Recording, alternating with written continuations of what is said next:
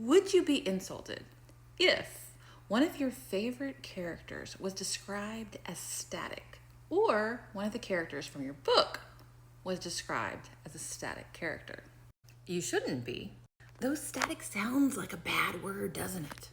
Plenty of great characters are actually static characters. Sherlock Holmes, James Bond, Superman, Captain America.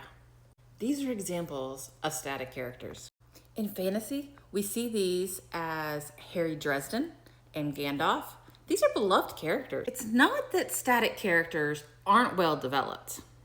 Rather, their emotional arcs already happened before the book began. Static characters can be wise and noble and inspiring. They can be steadfast and morally upright. They can be forces that challenge the protagonist. It is actually their consistency that makes them so impactful. Readers rely on them to be steady and unchanging. They are the foundation against which dynamic characters can get their foundational arcs. Just imagine if Sherlock Holmes was constantly questioning his deductive skills. He wouldn't be the brilliant detective that fascinates readers. If Gandalf was working through a personal crisis in Lord of the Rings, he wouldn't be able to impart wisdom and guidance to Frodo and the Fellowship. Some characters are just meant to be constants.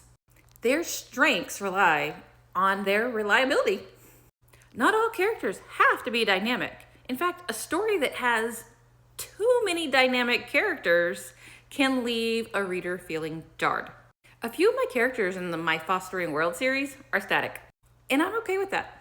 Rohan's character, which is Desiree's father, is a static character. His redemption arc happened before the novel Kalani Shadows of Destiny.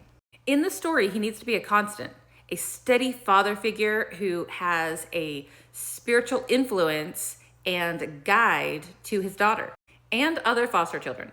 He needs to be the father that reminds her of her heavenly father. He needs to feel like her heavenly father is talking through him. If he was struggling with his own arc, then he wouldn't be able to provide the guidance. Likewise, in my work in progress called Fostering Worlds, not to be confused with the series Fostering Worlds, Magnar is a god. His actions are sometimes mysterious, or sometimes they seem cruel. He never explains his motives, and he is always testing his children / subjects. He has no arc in the story and is a static character on purpose, because he is supposed to be a symbol of the God of the Old and New Testament, who is unchanging in his nature. The Bible describes God as the same yesterday, today, and forever. The consistency is what makes and allows people to have faith in him. So don't confuse writing a static character as a flaw in my writing or someone else's writing. Rather, it's purposeful, it's essential to who the character is. Static characters shouldn't be confused with flat characters who have no depth, complexity, or nuance. Flat characters serve a purpose, and usually it's to propel the plot, but they don't have a personality or internal motivations. Static characters, on the other hand, can be richly complex, have distinct voices, and have strong convictions. The key difference is that while static characters don't undergo a change, they do impact the story in a meaningful way. So hopefully this helps with thinking that every character or hero that you create has to be this dynamic person. It takes many types of characters to make a great story. Good luck.